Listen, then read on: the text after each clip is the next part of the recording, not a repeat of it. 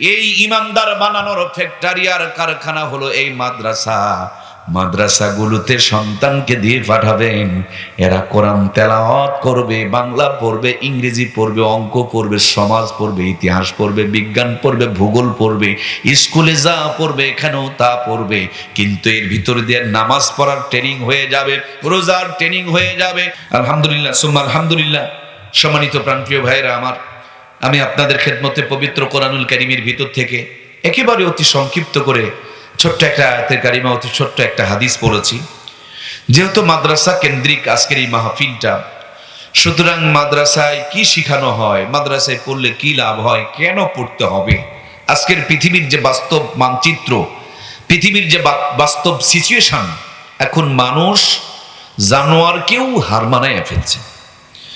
গতকালকে জয়পুরহাটে আমার ভগ্নিপতির ভাতিজা, সে কলা ব্যবসা করত, তো ঢাকাতে কলা বাকি দিয়েছে, টাকা দিচ্ছে না। এর সাথে একটু কথা কাটাকাটি হয়েছে, এক পর্যায়ে বলছে আসো টাকা দেব, টাকা দেব করে ডেকে নিয়ে গিয়ে একবারে শেষ।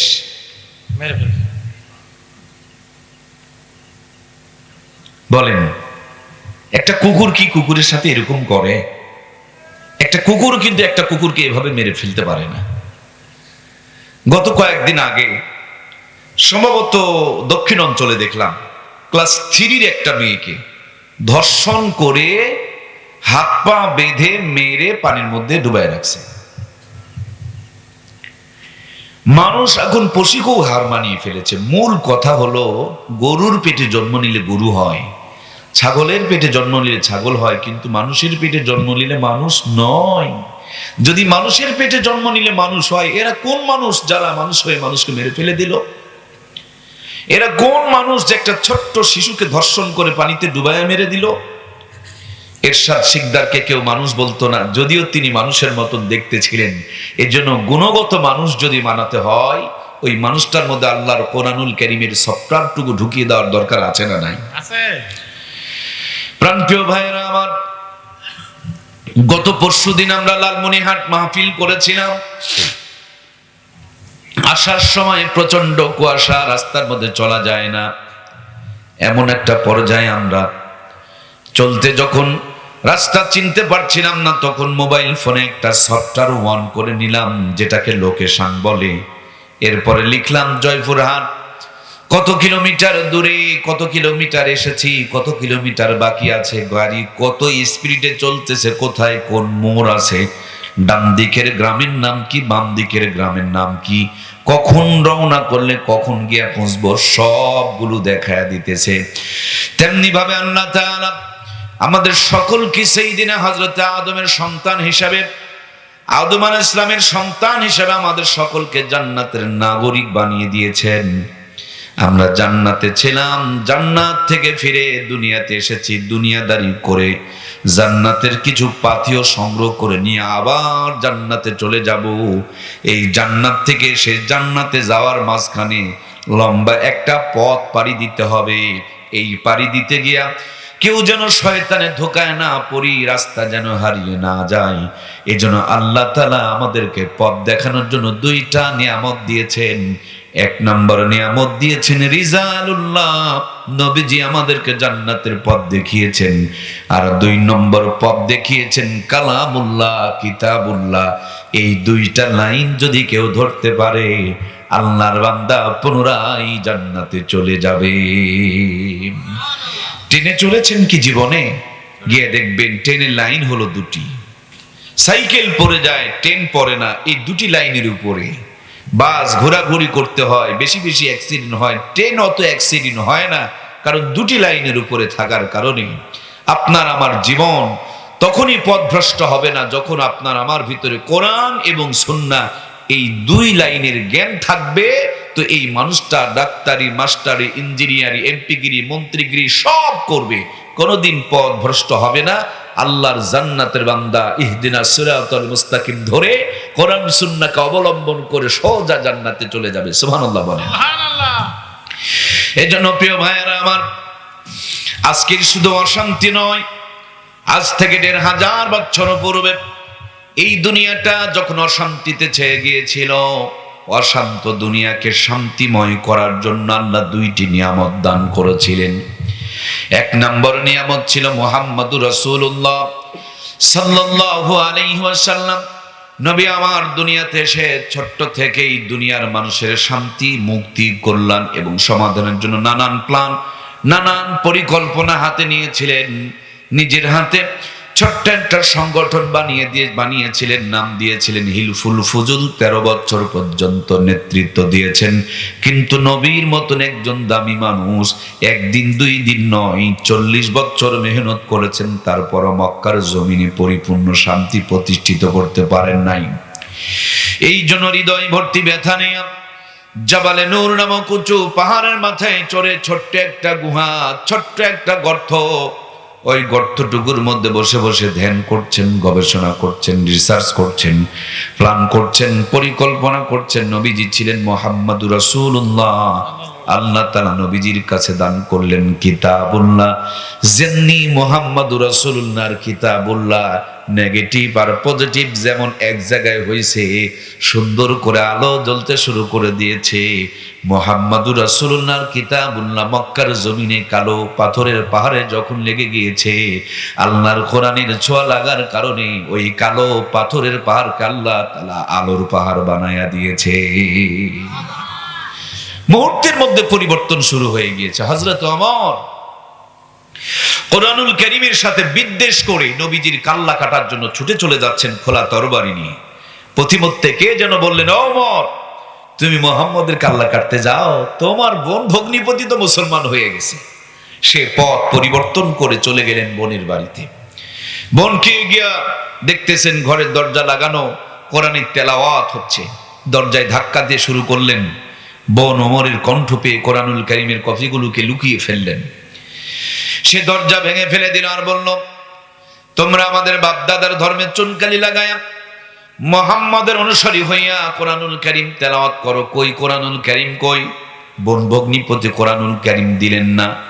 এক পর্যায়ে তিনি রক্তাক্ত করে ফেলে দিলেন।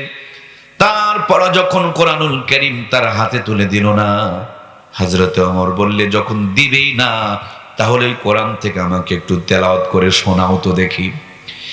প্রাণপ্রিয় ভাইয়েরা আমার, তারা যখন কোরআনুল কারীম তেলাওয়াত করতে শুরু করে দিলেন, কাট্টা কাফেরের হৃদয়ের মধ্যে কোরআনুল কারীমের যখন তেলাওয়াতের ধাক্কাগুলো লাগতে শুরু করে দিয়েছে, তেলাওয়াতের ধাক্কা লাগতে লাগতে পাথরের চাইতে কঠিন হৃদয়টা মোমের মতন গলতে শুরু করে দিয়েছে।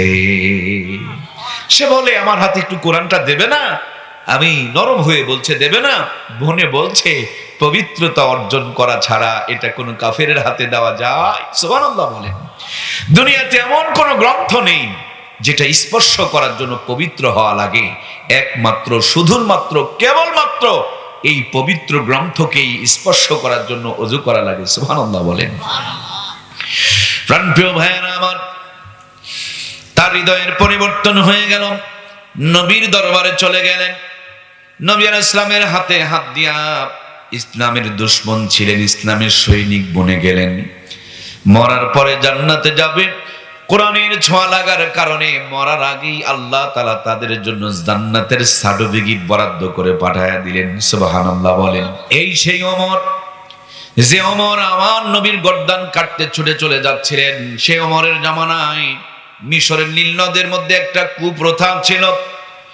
নীল নদের যেই জায়গাতে পানি চক্কর খেত, বছরে একদিন মিশরের সবচেয়ে সুন্দরী নতুন মেয়ে, কুমারী মেয়েকে নিয়ে তারা ওই জায়গাতে সাজুগুজু করায়া ঢোকঢাল পিটিয়ে সেখানে তারা পানির মধ্যে বিসর্জন দিত। এই প্রথার নাম তারা বধূ বিসর্জন বলতো। হযরত ওমর ফারুক রাদিয়াল্লাহু তাআলা আনহুর কাছে সম্ভবত তখনকার মিশরের যিনি গভর্নমেন্টের দায়িত্বে ছিলেন আমর ইবনুল আস খবর পাঠিয়ে দিলেন। হযরত ওমর বললেন, কখনো এটা করা যাবে না, ইসলাম কোনোভাবে সমর্থন করে না। একজন মানুষকে এইভাবে জানতো একটা মানুষকে পানির মধ্যে ফেলে দেওয়া যায় না।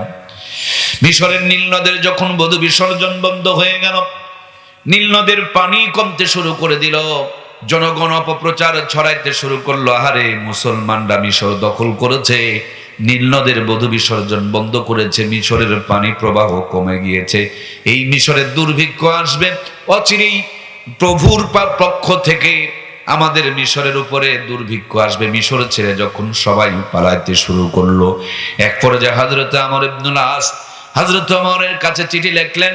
ওমর রাদিয়াল্লাহু তাআলা আনহু নদীর বরাবর এক খণ্ড চিঠি লিখে ওমর পাঠিয়ে দিলেন। এই চিঠিটা জুমার দিনে হযরত আমর ইবনুল আস মুসল্লিদেরকে নিয়ে বললেন, হযরত ওমর চিঠি দিয়েছেন নদীর কাছে, জুমার নামাজ পড়ে আমরা নদীর মধ্যে চিঠিটা দিয়ে আসবো, নদী পানি দিয়ে দিবে। সুবহানাল্লাহ বলেন।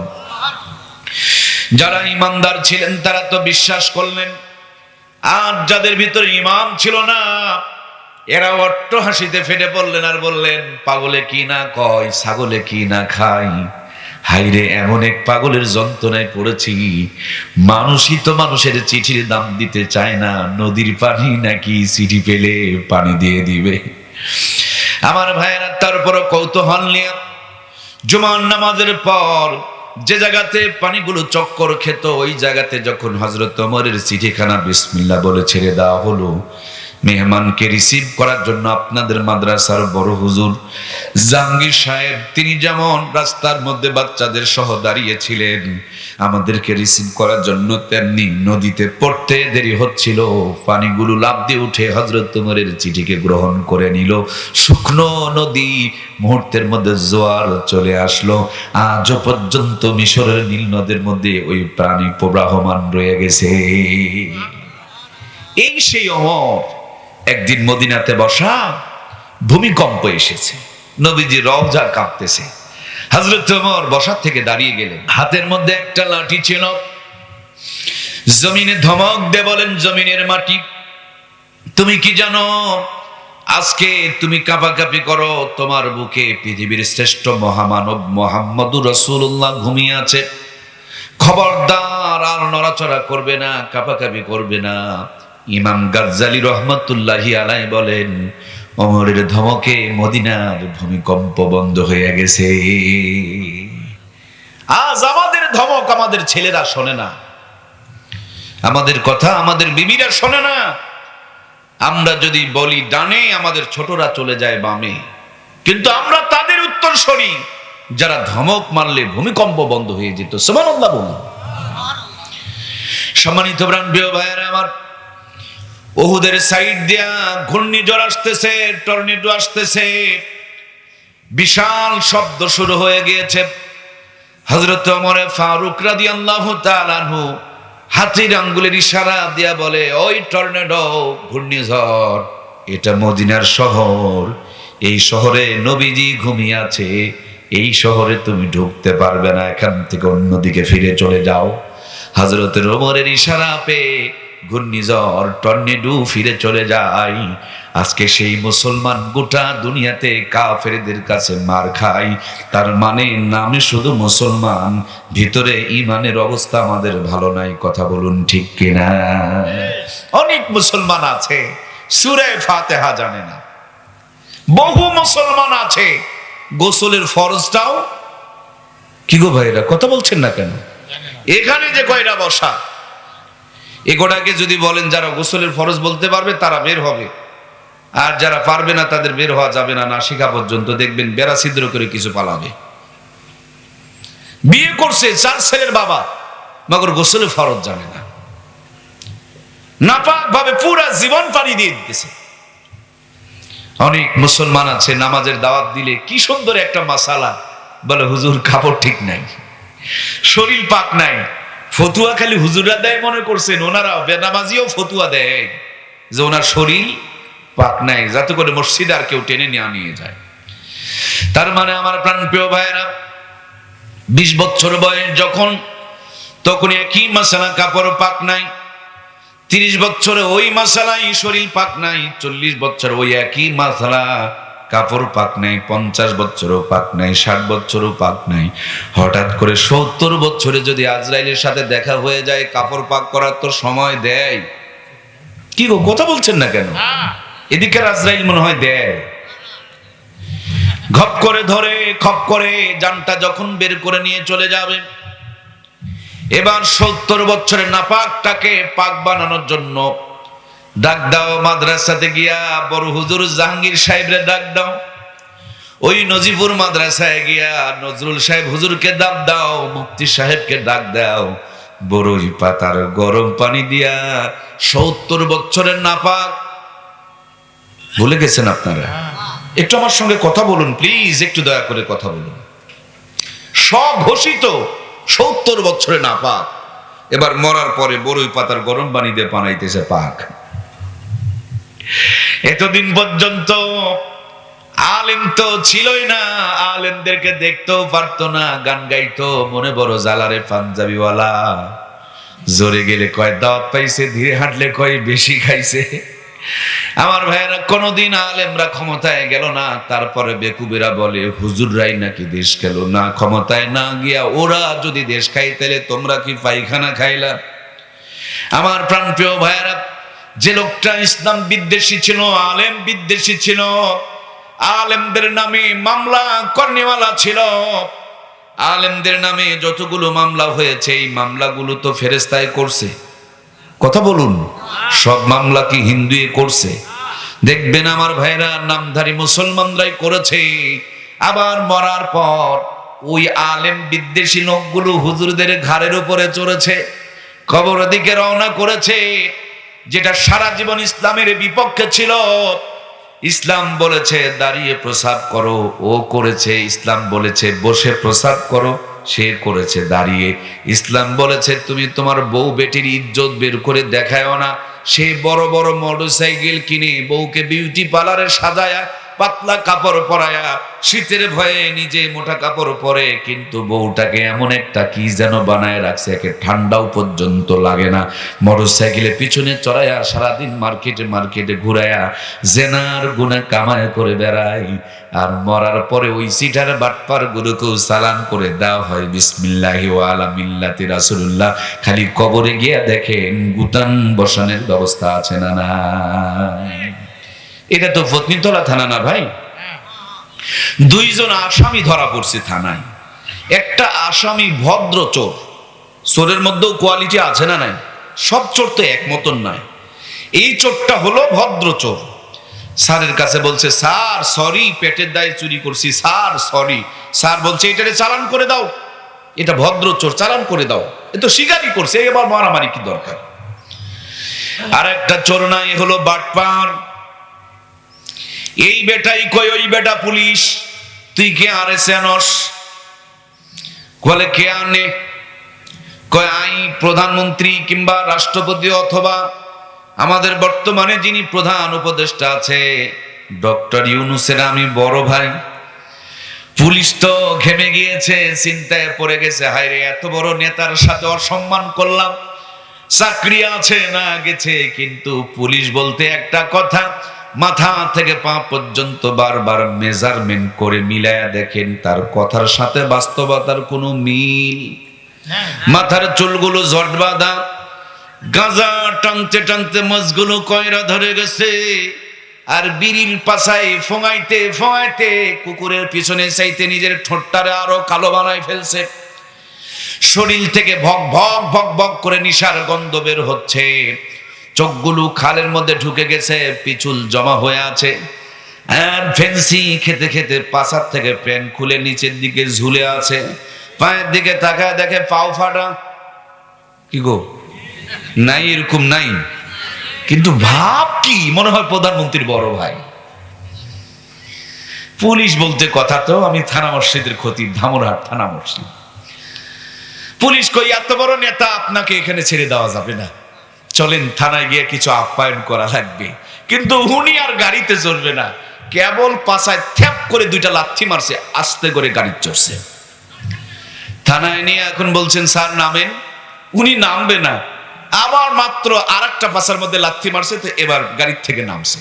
কষ্ট নিচ্ছে নাকি? আবার ভিতরে নিয়ে একটা ছোট রুমে চেয়ারের উপরে বসাইছে, বসে আস্তে করে চোখে একটা গামছার বাঁধন দিছে। এরপরে হাত দুটোকে নিয়ে পিছন দিকে আর একটু শক্ত করে এইরকম একটা মরমা টানা দিয়া 1.5 হাত একখান ভিটামিন না ক্যাপসুল কি যেন বলে গো, ও ডান্ডা, যেটা দিয়ে বানাতে হয় ঠান্ডা, এইটা নিয়ে কেবল মাত্র ঠ্যাঙের গিরায় 2-4টা দিছে। আমার কথা কি বোঝা যাচ্ছে? এখন সব ভরভর ভরভর ভরভর করে বলতে শুরু করছে। এতক্ষণ কহিল প্রধানমন্ত্রী বড় ভাই, এখন সব আকাম কুকামের সব ফিরিস্তে বলতে শুরু করে দিয়েছে। ময়না, ও ময়না, আমি গল্প শোনাতে আসি নাই, আমি বাস্তবটা বুঝিয়ে দিতে এসেছি। বাংলাদেশের পুলিশ যদি ঠেঙের গিরাই বসান দিয়ে সব তথ্য বের করতে পারে, আপনি জমিনের আল ঠেলেছেন, ফেরেশতারা ওইটা বের করতে পারবে না। যারা যারা কথা বললেন না, আপনারা কি মনে করেন পারবে না? যারা যারা কথা বলছেন না, আপনারা কি খুব বেশি বিড়ি টেনেছেন নাকি? কি কথা বলছেন না কেন? এই জবান তো খালি চগলখড়ি করার জন্য নয়, আল্লাহর দেওয়া জবান আল্লাহর পক্ষে হক কথা বলার জন্য। কথা বলুন ঠিক কিনা? পুলিশ যদি সব তথ্য বের করতে পারে, আপনি জমিনের আল ঠেলেছেন, এটা বের করতে পারবে না। হজে যাওয়ার আগে মেয়ের মাথায় হাত দিয়ে মিশাই দোয়া করেছেন আর ছেলের নামে জমি লিখে দিয়ে চলে গেছেন, এটাও বের করা পারবে না। কি গো, কথা বলছেন না কেন রে ভাই? মসজিদে দান না করে সিনেমার টিকিট কেটেছেন, এটাও বের করা পারবে না। সব পারবে। নিজেকে ঢেকে রেখেছেন আর বউটাকে বেপর্দা করে মার্কেটে মার্কেটে ঘুরাইছেন, এই চিটারিগুলো তো বের করতে পারবে না। পারবে? পারবে। তাহলে আমার প্রিয় ভাইয়েরা, মরার পরে চিটারি আর বাটপারি করে পরিবর্তন হয়ে কোনো লাভ নাই।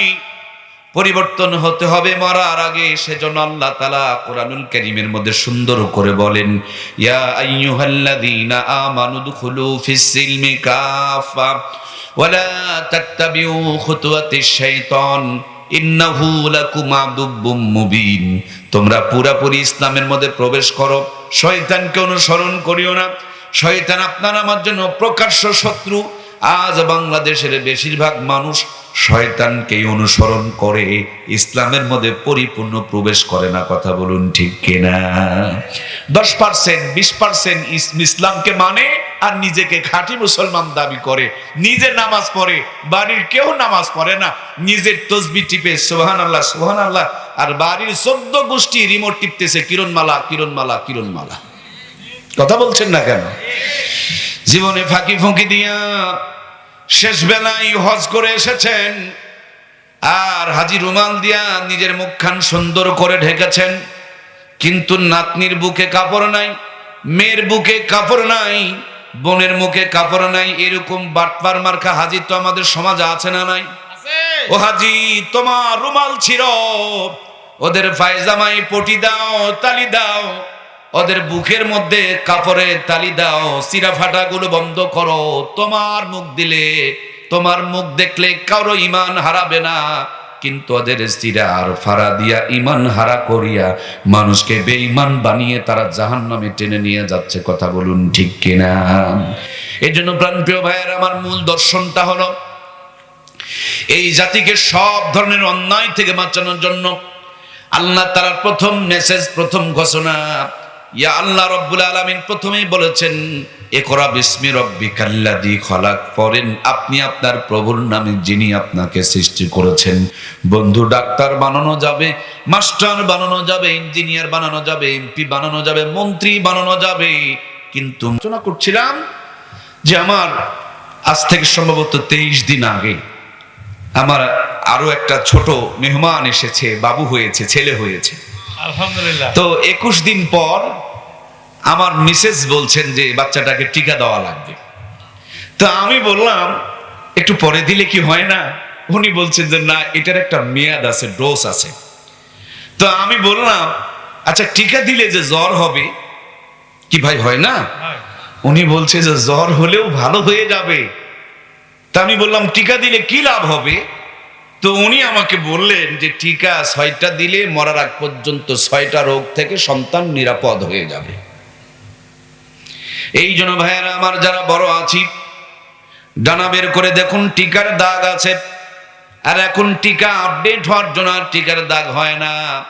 টিকা দিবেন কেন? বলে টিকা দিলে 6টা রোগ হবে না। শীতের কাপড় পরবেন কেন? বলে শীতের কাপড় পরলে আর ঠান্ডা লাগবে না, নিউমোনিয়া হবে না।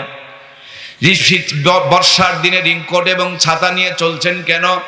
বলে ছাতা মাথায় দিলে বৃষ্টি ভিতরে ঢুকবে না, রিংকোট শরীরে থাকলে বৃষ্টি উপরে পড়বে, সড়ক করে চলে যাবে, ভিতরে ঢুকতে পারবে না।